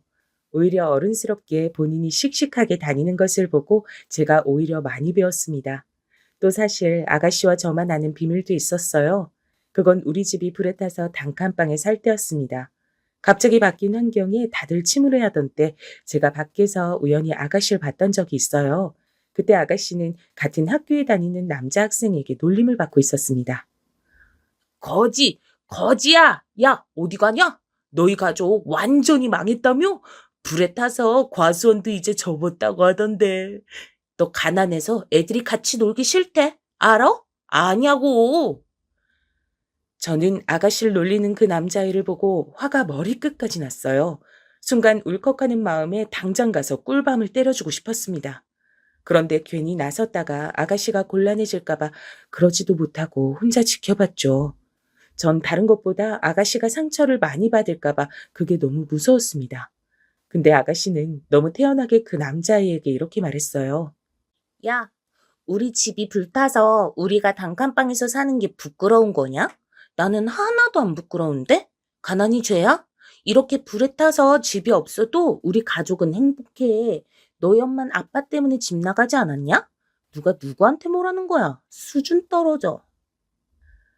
아가씨는 눈 하나 깜빡하지 않고 저렇게 말했습니다. 남자아이는 아가씨의 말을 듣더니 얼굴이 새빨개진 채로 아무 말도 못하더라고요. 저라면 저렇게 말을 못했을 것 같은데 아가씨의 말을 듣고 제가 대신 통쾌했답니다. 옆에 있던 학생들도 아가씨의 태도를 보고 꿀먹은 벙어리가 되었더라고요. 나중에 제가 이 얘기를 꺼냈더니 아가씨는 웃으면서 시부모님께는 말하지 말아달라고 했습니다. 그렇게 우리 둘만의 비밀이 생겼어요. 씩씩한 아가씨를 보면 괜히 흐뭇한 미소가 나오곤 했습니다. 아무튼 그래서 아가씨의 노력으로 저는 침대에서 나와 다시 식당으로 향했죠. 만약 아기가 생기지 않으면 진짜 그냥 아가씨를 제 자식이라 생각하려고 했습니다. 이미 우린 피를 나눈 자매처럼 친한 사이였어요. 밤마다 저를 위해 기도한다는 아가씨의 소원이 통했는지 다행히 아기는 또 금방 저를 찾아왔습니다. 이번엔 절대 아이를 잃기 싫었어요. 그 마음은 우리 시댁 식구들 마음이 다 같아서 시부모님과 남편이 저를 진짜 손 하나 까딱하게 하지 않았습니다. 아예 식당에 오지도 말라고 하더라고요. 아가씨도 본인은 아직 미성년자 학생이면서 집안일을 하기 시작했습니다. 제가 기가 차서 하지 말라고 해도 듣지도 않았어요. 시어머니는 임산부에게 좋다는 한약도 사주셨고 각종 영양제와 몸에 좋은 음식을 매일 해주셨습니다. 조금이라도 제가 불편함을 느낄까봐 시부모님은 오로지 저를 생각해 주셨죠. 이런 마음 덕분인지 전 입덧도 없고 심한 임신 증상도 없었습니다. 너무 건강하게 자연분만으로 아들을 낳을 수 있었어요. 아들을 낳자 시부모님과 아가씨는 저보다 더 기뻐했답니다. 너무 좋아하는 그들을 보고 저도 행복했어요. 그러면서 한편으론 우리 친정엄마가 만약 살아계셨다면 얼마나 좋아했을까 상상했습니다. 그래도 우리 엄마의 소원인 좋은 시부모님은 만났으니 하늘에서 만족스럽게 보고 있다고 생각했어요. 아기를 낳고 전 엄마가 되니 책임감이 더 늘기 시작했습니다. 그래서 식당 운영에도 박차를 가하기 시작했죠. 우리 가게에 오는 아기 손님들에게도 더 친절하게 하고 모든 손님이 좋았습니다. 단골 손님들은 제게 퍼주려고 가게를 하는 거냐고 물을 정도였어요. 다행히 시어머니와 저는 삶의 가치관이 매우 잘 통했습니다. 퍼주는 장사가 남는 장사라는 신념에 맞게 그냥 모든 손님에게 잘했어요. 다행히 그랬더니 손님들도 알고 더 찾아주셨습니다. 아기를 키우면서 시부모님의 도움도 많이 받았고 특히 아가씨의 도움을 많이 받았죠. 제가 아가씨를 키웠던 것처럼 아가씨가 우리 아들을 데리고 많이 여기저기 다녀서 너무 고마웠습니다. 그렇게 식당 운영을 하면서 돈을 꽤 벌게 됐어요. 다 같이 단칸방에서 다리도 제대로 못 펴고 자던 것이 어제 같은데 시댁 식구들은 어느덧 200억대 자산가가 됐습니다. 시부모님은 항상 제게 감사하다고 제가 은인이라고 하셨어요. 실질적으로 제가 받은 것이 훨씬 많은데도 시부모님은 늘 제가 없었으면 살기 싫었을 거라고 말씀하셨습니다. 그러다 시어머니가 몸이 많이 안 좋아지게 됐어요. 원래 식당을 운영하면 몸이 안 아픈 곳이 없다고 하잖아요. 시어머니는 늘 제일 힘든 일은 본인이 직접 하셨습니다. 직원을 뽑았는데도 직원들에게 일을 시키지 않고 항상 본인이 나서서 하셨어요. 그러니 당연히 몸이 안 좋아졌습니다. 특히 시어머니는 제게 쟁반도 못 들게 하셨어요. 절 어찌나 끔찍하게 아끼는지 단골이 보고 제게 공주님이라고 할 정도였습니다. 아무튼 건강이 안 좋아진 시어머니 이제 식당을 접고 싶다고 하더라고요. 그동안 너무 고생하기도 했고 돈도 충분히 벌었으니 저도 동의했습니다. 권리금을 비싸게 받고 넘긴 후에 시댁 식구들은 거처를 고민하기 시작했죠. 시부모님은 우리 부부에게 아이 교육을 위해서라도 서울로 가라고 하셨습니다. 돈은 이제 많으니까 걱정하지 말라고 하셨죠. 전 마침 아가씨가 이제 대학생이 되니까 같이 살고 싶더라고요. 그래서 아가씨와 서울에 가서 같이 산다고 했더니 시부모님은 제게 그러지 않아도 된다고 했습니다. 어머니, 우리 단칸방에서도 같이 잤는데 아파트에서 못 잘까요? 그리고 제가 더 불안해서 그래요. 우리 아가씨 이렇게 이쁜데 혼자 살면 불안해서 밤에 잠이 안 올 것 같아요. 나야, 그럼 너무 고맙지. 그런데 미안해서 그래. 매번 아가 너한테 받기만 하잖아. 그래도 우리 딸이 엄마인 나보다 새언니인 아가 너를 더 좋아해서 다행이야. 워낙 어릴 때부터 엄마처럼 챙겨줘서 그런가 봐. 저한테 아가씨는 그냥 시누이가 아니라 친자매 이상의 존재였어요. 그래서 우리는 그때부터 서울에 와서 같이 살게 됐습니다. 처음엔 시부모님도 같이 올라오려고 했는데 아무래도 고향이 좋다고 거절하셨죠. 그리고 서울은 복잡하니까 한적한 시골이 좋다고 하셨습니다. 다만 심심해서 고물상을 운영하기로 했어요. 워낙 두 분이 평생 일해서 가만히 못 있는 분들이거든요. 저랑 남편은 서울에 와서 카페 하나를 작게 차렸습니다. 돈을 벌 목적보단 취미에 가까운 생활이었어요. 힘들게 식당을 운영하며 돈을 모았던 것이 자랑스러웠습니다. 확실히 서울에 오니 시골과는 환경이 많이 다르더라고요. 평생 시골에 살았던 우린 한동안 복잡한 서울에 빠져 정신을 차릴 수가 없었죠. 완전하게 다른 나라에 온 기분이 들었거든요. 아가씨는 예쁜 얼굴 덕분에 항공과에 입학했습니다. 승무원이 꿈이라 꼭 입학하고 싶어 했는데 아주 다행히 합격했어요. 키도 크고 외모가 뛰어나서 승무원에 딱 맞는 사람이었습니다. 아가씨는 학교 생활도 열심히 하더니 다행히 졸업하고 바로 승무원이 됐습니다. 그때까지 다행히 시댁에 별일이 없었고 오히려 하는 일마다 잘 되어서 우리끼리 그동안 고생했던 걸 보상받는 기분이라 좋다 그랬습니다. 제가 살던 아파트가 마침 공항과 가까워서 아가씨는 계속 우리 집에서 살았습니다. 주위에서 신우랑 같이 살면 불편하지 않냐고 하던데 전혀 불편하지 않았어요. 오히려 심심하고 무료한 일상에 시누이가 있어서 행복했습니다. 시누이를 따라 해외도 다니고 우린 친자매보다 가까운 사이였죠. 그런데 신우가 일을 시작하고 사건이 하나씩 터지게 됐습니다. 시누이는 예쁜 얼굴 때문에 항상 인기가 많았어요. 특히 대학생 땐 대놓고 뒤를 따라다니는 남자가 한둘이 아니었습니다. 승무원이 된 이후에도 옆에 남자가 항상 많았죠. 그러다 새로 사귄 남자친구가 있었는데 그 친구랑 2년을 넘게 사귀었습니다. 워낙 저랑 신우는 둘이 대화를 많이 해서 그 남자친구에 관해 어느 정도는 알고 있었어요. 의대를 나와서 병원에서 인턴 생활을 하고 있다고 하던 그 남자친구는 사람이 참 다정하고 괜찮다 그러더라고요. 저도 우연히 마주쳐서 몇 번 봤는데 사람이 순박하고 착해 보였습니다. 신우이에게 결혼할 거냐고 물었는데 신우이는 제 말을 듣자 진지하게 말했어요. 언니, 사실 고민이 있어요. 지금 남자친구가 사람만 보면 참 좋거든요. 직업도 이사고 다정하고 착하잖아요. 근데 남자친구가 개천에서 난 용이라 시어머니 될 사람이 너무 유난이에요. 그것 때문에 조금 고민이 되네요. 아가씨는 시어머니가 될 사람이 너무 아들을 끼고 사는 사람이라 걱정하더라고요. 사실 전 시부모님이 워낙 좋은 분들이라 시집살이가 전혀 없었잖아요. 그래서 시누이의 현실적인 고민이 와닿진 않았습니다. 다만 우리 친정 엄마가 할머니에게 심한 시집살이를 당했고 주위에서도 이상한 시모를 많이 봐서 시누이의 걱정 자체는 이해가 됐어요. 일단 제가 그 얘기를 듣고 천천히 지켜보자고 했습니다. 근데 본격적으로 결혼 얘기가 나오니 아가씨는 더욱 곤란함을 비추기 시작했죠. 승무원이라 일하는 시간이 불규칙적이고 해외에 있는 시간이 많은데 시어머니 될 사람이 시누이를 자꾸 부른다고 하더라고요. 그러다 김장 사건이 일어나게 됐습니다. 시누이가 아침부터 제게 오더니 곤란한 상황이 생겼다고 하는 거예요. 저는 평소에 우리 아들보다 아가씨 일에 예민하게 반응하는 사람이라 말해보라고 했더니 기가 막혔습니다. 아직 결혼 날짜도 제대로 잡지 않은 사이고 그냥 결혼하자는 말만 나왔는데 시누이 보고 김장하라고 오라고 했다고 하더라고요.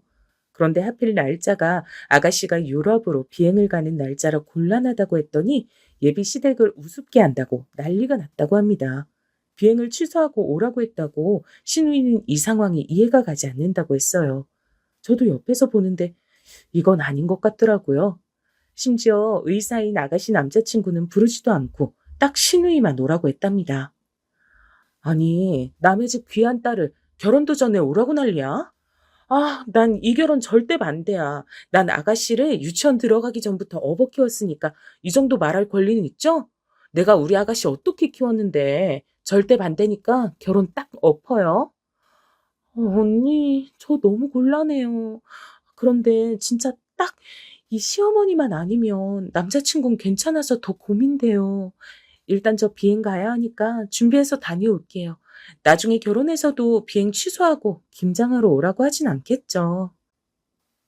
저는 아가씨가 이런 취급을 당하는 게 너무 화가 나서 참을 수가 없었습니다. 제가 그렇게 힘들게 단칸방에 살았을 때도 우리 아가씨는 첫 번째로 챙길 정도로 아꼈거든요. 김장 사건이 지나고 결혼 전부터 조금씩 틀어지기 시작했어요.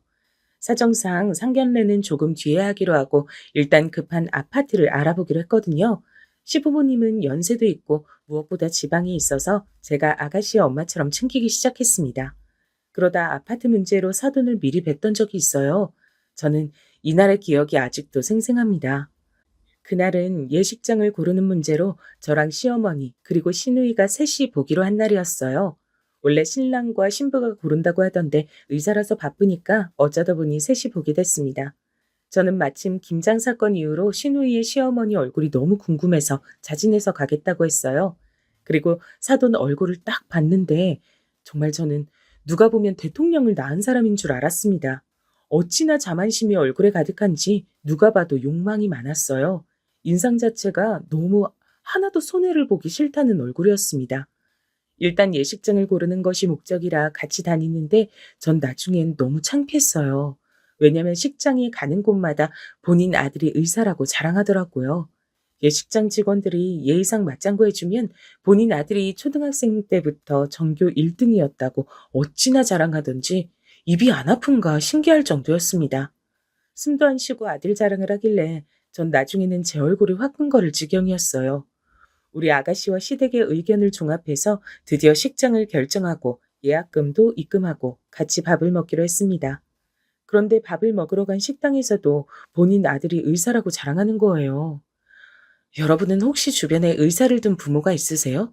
혹시 그분들도 그러시나요? 아예 의사랑 상관이 없는 감자탕 집에서 왜 그걸 자랑하는 건지 이해할 수가 없었습니다.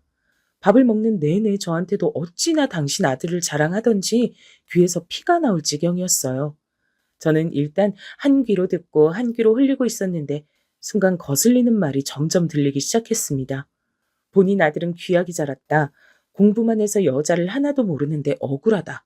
우리 아가씨는 얼굴이 이뻐서 많이 만나봤을 것 같다는 둥 자꾸 계속해서 제 신경을 거슬리게 했답니다. 그러다 제 앞에서 무슨 말까지 했는지 아세요? 전 이 말을 듣고 순간 욱해서 대답하려고 겨우 정신을 차렸습니다. 승무원이면 해외도 여기저기 다닐 거 아니요? 혹시 우리 의사 아들은 한국에 두고 다른 나라마다 남편 있는 건 아니지? 사기 결혼하고 그러면 안 돼. 우리 아들이 의사라서 돈 많이 버니까 그 돈으로 딴짓하면 안 된다. 말씀이 조금 지나치세요. 우리 아가씨 그런 사람 아니에요. 학생 때도 공부 얼마나 잘했는데요. 직장인이 되어서도 돈 벌어서 새언니인 저까지 챙길 정도로 착한 사람이에요. 제가 꾹 참고 말한다고 말하는데 순간 목소리가 떨리더라고요. 겨우 이성을 붙잡고 말했는데 시누이가 옆에서 제 손을 꼭 잡았습니다. 이날 무슨 정신으로 밥을 먹었는지 모르겠어요. 밥을 다 먹고 택시를 타고 급하게 집에 오는데 아가씨의 얼굴을 보자 눈물이 자꾸 나왔습니다. 택시 안에서 엉엉 울고 집에 와서도 아가씨에게 이 결혼은 내가 반대한다고 말했어요. 우리 소중한 아가씨를 저런 집안에 시집 보내는 건 도저히 용납할 수가 없었습니다. 막말로 의사가 대통령도 아니고 잘난 직업은 분명히 맞지만 우리 아가씨가 백수도 아니잖아요. 전 너무 속상해서 아가씨에게 이 결혼 하지 말아달라고 강하게 말했습니다. 그날 식장 계약을 마쳤지만 저는 그냥 다 얻고 싶었어요. 만약 우리 시부모님이 알면 얼마나 속상해할까 생각하니 그냥 애초에 저런 집하고는 1초도 더 엮이고 싶지 않았습니다. 제가 울면서 말하자 아가씨도 결국 눈물을 보였어요. 그러더니 자기도 이런 결혼은 못하겠다고 접겠다고 하더라고요. 전화로 파혼 얘기를 자기 남자친구에게 전하는 걸 보고 저는 겨우 진정할 수 있었습니다. 그렇게 파혼하고 그냥 새로운 인생을 살 줄 알았는데 원래 인생은 이렇게 예측 불가한 상황들의 연속인가요? 우리 아가씨가 파혼을 선언하고 놀라운 일이 발생했습니다. 바로 그 남자친구가 아가씨와 못 헤어진다고 우리 집에 찾아오기 시작했어요. 그때가 하필 아가씨가 일하러 비행하고 있을 때라 집에 없어서 남편과 제가 그 남자친구와 대화했습니다. 전 거기서 당당하게 우리 아가씨도 곱게 자라서 이렇게 무시하는 집에 시집 못 보낸다고 말했어요. 본인이 그 집에서 소중한 만큼 우리 아가씨도 집에서 보석 같은 존재라고 말했죠. 그랬더니 그 남자친구가 갑자기 무릎을 꿇더라고요. 너무 놀라서 뭐 하는 거냐고 해도 본인이 무조건 잘못했다고 빌기 시작했습니다. 저랑 남편이 강제로 일으키려 해도 힘이 얼마나 센지 꿈쩍도 하지 않았어요. 제가 일단 자세 풀고 얘기하라고 해도 듣질 않더라고요. 알고 봤더니 시누이 남자친구의 집도 예전에 우리처럼 가난했다고 합니다. 찢어지게 가난해서 시어머니 될 사람은 남의 집에서 파출부 생활도 하고 그랬대요. 힘든 상황이라 그 현실을 벗어나려고 이를 악물고 공부했다고 합니다. 그래서 제가 의대에 합격하고 어머니가 3일을 내리우셨어요. 저도 우리 어머니가 유난히 절 싸고 도는 건 압니다. 근데 이게 다 사정이 있었어요. 다신 이런 일 없도록 제가 중간에서 잘할 테니 한 번만 봐주세요. 네? 전 그전까진 저런 집에 우리 아가씨를 절대 못 보내겠다고 완강했는데 사정을 듣고 나니 안쓰러운 마음이 생겼습니다. 무엇보다 어린 시절 얘기를 들으니 우리가 힘들었던 시절이 생각났어요. 원래 죽도록 미웠는데 사정을 들으니 조금씩 마음이 풀리더라고요. 그래도 우리 아가씨의 의사가 제일 중요하니까 일단 알겠다고 하고 되돌려 보냈습니다. 아가씨가 비행해서 돌아오자 있었던 일을 말했어요. 아가씨는 생각해보겠다고 제게 말했습니다. 그 뒤로 남자친구는 우리 집에 한우도 보내고 비싼 과일이나 홍삼을 들고 자주 찾아왔어요. 일하느라 바쁠 텐데 어떻게든 시간을 내서 아가씨를 데리러 공항에 가고 우리 집에 와서 식구들 외식도 많이 시켜줬습니다. 지극정성으로 대하는 모습을 보니 저도 사람이라 점점 마음이 열리더라고요. 무엇보다 본인이 자기 엄마가 유난이란 걸 인지하고 있어서 그나마 다행이었습니다. 이런 정성을 보고 아가씨도 점점 마음이 풀리는 게 보였어요. 그래서 슬슬 다시 결혼 얘기가 나오게 됐습니다. 아가씨가 제게 결혼해도 되냐고 묻길래 전 무엇보다도 아가씨 본인의 입장이 제일 중요하다고 그랬죠. 그러자 아가씨는 마지막으로 기회를 주고 싶다고 하더라고요. 저도 그거엔 동의했기 때문에 일단 다시 결혼 준비를 재개했습니다.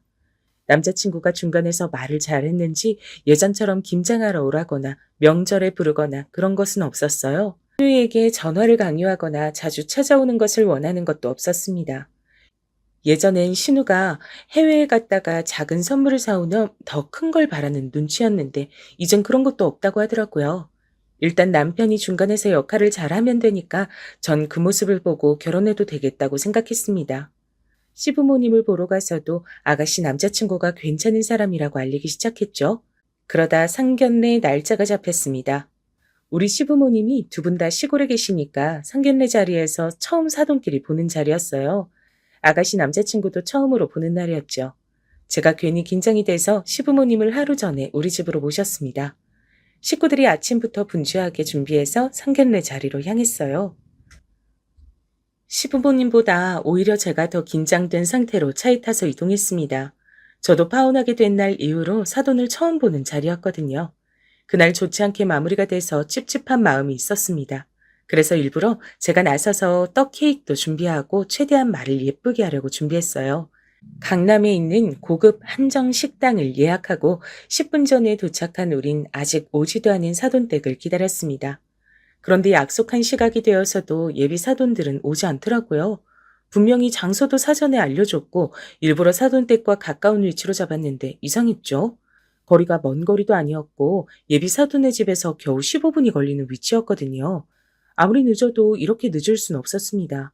게다가 우리 시부모님은 무려 지방에서 미리 올라온 거잖아요. 아가씨가 당황해서 전화로 물어보니 남자친구가 헐레벌떡 안으로 들어왔습니다. 아가씨 시부모님이 차가 막혀 늦는다고 하더라고요. 저는 순간 기분이 조금 상했지만 애써 괜찮다고 말하고 기다렸어요. 우리 시부모님들은 워낙 좋은 분들이라 괜찮으니 천천히 오라고 하셨습니다. 그런데 30분이 지나도 안 오는 거예요. 슬슬 저는 기분이 나빴고 아가씨 표정도 안 좋아졌어요. 음식이 이미 나왔는데 먹지도 못하고 기다리는 기분이 썩 좋지 않더라고요. 마침내 40분이 지나자 예비 사돈이 들어왔는데 늦게 왔으면서 어찌나 천천히 느긋하게 걷는지 너무 얄미웠죠.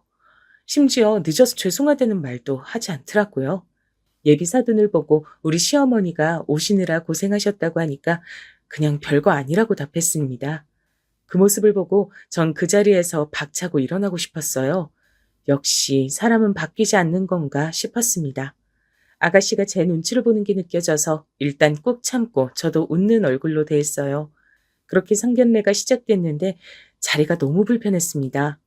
상견례 장소는 우리가 정했는데 예비 사돈들은 음식이 짜다, 맛이 없다, 양이 적다 등 불평을 하더라고요. 아무리 미식가여도 상견례 자리에선 그냥 대충 먹는 게 맞지 않을까요? 전 제 상식으론 도저히 이해되지 않았어요. 자기들끼리 먹을 때 맛을 평가하는 건 아무렇지도 않습니다. 근데 상대 집이 예약한 식당에 와서 불평하는 걸 들으니 전 기분이 상했어요. 제가 이 식당을 알아보려고 여기저기 시간을 내어 물어봤거든요. 열심히 찾아서 힘들게 전화로 예약했는데 불평을 들으니 표정이 점점 굳기 시작했습니다. 늦은 것도 짜증나고 미안해하지 않는 것도 화가 났어요. 그래도 일단 아가씨를 위해서 제 모든 인내심을 발휘하고 꾹 참았습니다. 그런데 잠시 후에 아주 충격적이고 놀라운 사건이 일어났어요. 이 사건이 제가 오늘 제보하는 사연의 핵심이랍니다. 예비사도는 그날도 역시 의사 아들에 대한 자부심이 상당한 상태였어요. 어찌나 자랑하던지 제가 다 민망했습니다. 당사자인 아들이 제발 그만하라고 하는데도 입을 쉬지 않더라고요. 딱 보니 집안 분위기를 눈치챘습니다. 아들이 아무리 말려도 의사 아들을 둔 부모는 이미 거만함이 하늘을 찌르고 있었어요. 그리고 돈 얘기가 나오자 본인 아들이 돈을 잘 버니까 우리가 마치 로또에 당첨됐다고 하더라고요. 우리 아가씨도 승무원이라 돈을 잘 벌고 무엇보다 시댁 재산이 200억인데 평생 일하지 않고 살아도 될 정도인데 저런 말을 하니 어이가 없었습니다. 그러다 예비사돈이 우리 시부모님께 무슨 일을 하는지 물었어요. 마음씨 좋은 우리 시어머니는 웃으면서 고물상을 하고 있다고 말했습니다. 그러자 예비사돈이 어떤 행동을 했는지 아세요? 저는 진짜 아직도 이날을 생각하면 너무 화가 납니다. 고물상이라는 소리를 듣자마자 대놓고 인상을 구기더라고요. 저는 참을 만큼 참아서 그 모습을 보고 한마디 하려고 했어요. 근데 그 순간 예비사돈의 입에서 어떤 말이 나왔는지 아세요? 뭐? 고물? 고물 팔아 돈 번다고? 그지야? 그런 집안에 우리 의사 아들 보내라고? 참나, 양심이 있는 거야, 없는 거야? 어디 거지 집안이 우리 의사 아들을 넘봐? 어휴, 시간 아깝게 이러고 있었네. 여보, 일어나, 가자. 엄마, 아버지, 지금 뭐 하시는 거예요? 아니, 이렇게 나가면 어떡해요? 잠시만요. 아, 죄송합니다. 우리 부모님이 제가 외동아들이라 이렇게, 아니, 아이고, 어떡하지? 엄마, 아버지. 우리 시부모님이 고물상을 한다는 소리를 듣고 예비 사돈들은 그대로 자리를 박차고 일어나서 방을 나갔습니다. 전 순간 이게 무슨 일인가 싶더라고요. 도저히 이해할 수가 없었죠. 예의가 없어도 이렇게 없을 수가 있나요? 누가 보면 진짜 미국 대통령이라도 나온 줄 착각할 정도였습니다. 아가씨도 얼굴이 새빨개진 채로 앉아 있었어요. 시부모님은 당황해서 아무 말도 못하더라고요. 그 모습을 보고 저는 인내심의 한계에 도달했습니다. 우리 남편도 화가 나서 저런 집안에 절대 우리 아가씨를 보낼 수 없다고 했어요. 파혼은 당연했고 저는 저런 몰상식한 사람들이 너무 미웠습니다. 우리의 시간도 소중한데 시부모님이 서울까지 올라와서 이런 수모를 당하는 게 참을 수가 없더라고요. 그래서 전 일어나서 밖으로 향했습니다. 밖으로 나가니 아가씨 남자친구가 열심히 본인 부모를 말리고 있더라고요. 절 보고 예비 사돈은 손가락질하며 가난한 거지 집안이라고 말했습니다. 전 그 광경이 너무 웃기고 어이가 없었어요. 이제는 하도 어이가 없어 실소가 나올 지경이었습니다. 제가 다가가자 예비 사돈들은 파혼이라고 소리를 질렀어요. 주제도 모르고 저렇게 나오는 모습을 보니 기가 막혔습니다. 파혼? 당연하지. 이렇게 몰상식한 집안에 귀한 우리 아가씨를 어떻게 보내요? 그리고 아줌마, 우리 시부모님을 아줌마가 뭔데 무시해? 우리 시댁 재산만 200억이야. 고물상은 취미로 하는 거고. 우리 아가씨랑 결혼하면 병원 개원은 식은죽 먹기였는데, 어휴. 뭐? 뭐라고? 200억? 그게 정말이야? 지금 거짓말하는 거지? 내가 그걸 믿을 줄 알아? 고물상하는 집에 우리 의사 아들을 어떻게 보내? 양심이 있어? 제가 우리 시댁의 비밀을 말하자 예비 사돈들은 얼굴이 하얗게 질렸습니다. 그러면서 괜히 제게 거짓말하는 거라고 하더라고요. 그러자 절 뒤따라 나온 남편이 예비 사돈들에게 말했습니다. 그렇게 궁금하면 직접 지방에 내려와서 보라고 했어요. 그리고 바로 그 자리에서 핸드폰으로 은행 어플을 접속해서 재산을 보여줬습니다. 우리 남편이 이렇게 화가 난 모습은 저도 처음이었죠. 대놓고 잔액을 보여주니까 예비 사돈은 그 금액을 보고 순식간에 꿀먹은 벙어리가 됐습니다. 아가씨의 남자친구도 이 사실을 몰랐던 건지 우리에게 빌기 시작했습니다. 하지만 이미 우린 기분이 상할 대로 상한 뒤였죠. 상견례 자리에서 이러는 모습을 보면 나중에 우리 아가씨가 어떤 대접을 받을지 눈에 보였거든요. 그래서 예비 사돈들이 아무리 빌어도 되돌릴 수 없었어요. 안에 있던 아가씨까지 밖에 나와서 그 식구들을 보며 살면서 마주치지 말자고 하니까 예비 사돈들은 그제야 본인들이 미안하다고 하더라고요. 아까까지 그렇게 우리 집을 무시하던 사람들이 저러니까 너무 웃겼습니다. 상견례는 이렇게 마무리됐고 아가씨는 아예 전 남자친구 번호도 삭제했습니다. 우리는 또 그 사람이 찾아올까 두려워서 아예 이사 가기로 했습니다. 전 다른 것보다 우리 시부모님이 상처받았을까봐 그게 너무 무서웠어요. 근데 다행히 시부모님은 제가 생각했던 것보다 강한 분들이었습니다. 제게 그동안 있었던 얘기를 듣더니 오히려 고생했다고 하더라고요. 시어머니는 제가 굳이 안 겪어도 될 상황을 겪었다고 마음 아파하셨습니다. 아가씨에게 듣기론 그 뒤로 예비 사돈들이 연락이 계속 왔다고 하더라고요. 아무리 차단해도 자꾸 다른 번호로 연락해서 결국 아가씨는 번호도 2번이나 바꿨습니다. 믿을 것은 의사 아들이 전부였던 그 지방과 이제 엮이지 않아도 된다니 너무 좋았어요. 우리 아가씨는 예쁘고 착해서 금방 다른 남자친구가 생겼답니다. 이번에는 사업하는 남잔데 의사 전 남친보다 훨씬 돈도 잘 벌고 사람이 건실해 보여 좋았어요. 아가씨는 제가 허락하지 않으면 절대 결혼을 진행하지 않겠다고 하더라고요. 그 마음이 이쁘고 귀여워서 얼마나 흐뭇했는지 몰라요. 여러분, 여기까지가 제가 준비한 사연인데 재밌게 들으셨나요? 여러분이 들으면서 흥미롭고 통쾌하셨으면 그것으로 만족합니다. 저는 우리 예쁜 아가씨의 다음 결혼을 도우려고 해요. 훨씬 좋은 조건의 남자를 만난 걸 보니 액땜했다고 생각하려고 합니다. 여러분, 제 사연 들어주셔서 진심으로 감사합니다.